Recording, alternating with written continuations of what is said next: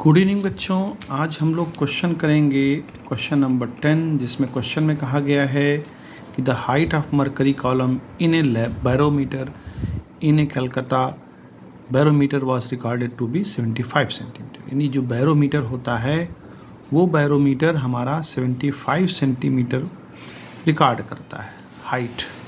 तो हाइट हमको दे रखी है 75 सेंटीमीटर। हमें प्रेशर निकालना है एसआई में और सीजीएस यूनिट में, जो कि सारे डाटाज दिए गए हैं। स्पेसिफिक ग्रेविटी दे रखी है, डेंसिटी ऑफ वाटर दे रखा है और ग्रेविटी दे रखा है। तो सबसे पहले हम लोग एसआई यूनिट में देखेंगे प्रेशर कितना होता है। तो देखिए, सबसे पहले प्रेशर का फार्मूला होता है HdG।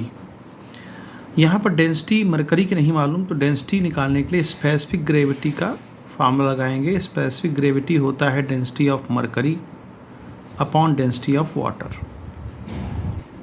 हमेशा हम डेंसिटी ऑफ वाटर से ही रिलेट करते हैं। तो स्पेसिफिक ग्रेविटी हमें दे रखी है 13.6 और डेंसिटी ऑफ मरकरी हमें फाइंड करना है। वाटर की डेंसिटी 10⁻³ दे रखी है। जब आप इसको मरकरी को लिखेंगे तो 13.6 इंटू 10⁻³ किलोग्राम पर मीटर क्यूब होगा। अब बच्चों यहाँ पर जो हाइट दे रखी है वो 75 सेंटीमीटर, तो इसको कन्वर्ट कर लीजिए मीटर में -2। डेंसिटी हमारी 13.6 इंटू 10⁻³ हो जाएगी और ग्रेविटी 9.8 हो जाएगी। जब इसको हम सॉल्व करेंगे तो ये आ जाएगा हमारा 10 इंटू 10⁻⁴ न्यूटन पर मीटर स्क्वायर। ये प्रेशर हो गया, जो कि प्रेशर न्यूटन पर मीटर स्क्वायर एसआई सिस्टम में ही होता है। ये एसआई सिस्टम में ही न्यूटन पर मीटर स्क्वायर लिखते हैं। तो ये हमारा एसआई सिस्टम में आ गया। अब दूसरा जो कह रहा है सीजीएस सिस्टम में, तो सीजीएस सिस्टम के लिए सबसे पहले हम जो ये सेंटीमीटर दिया है, तो चाहे आप इसको मीटर में मतलब इसको सेंटीमीटर रहने दें और डेंसिटी को कन्वर्ट कर लें, या उससे अच्छा तरीका है कि जो ये रिजल्ट आया है इसी रिजल्ट को हम सीजीएस सिस्टम में कन्वर्ट कर सकते हैं।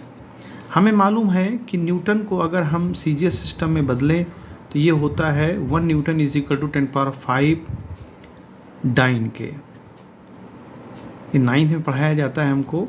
तो यहाँ पर हम प्रेशर को कन्वर्ट कर लें डाइन पर सेंटीमीटर स्क्वायर।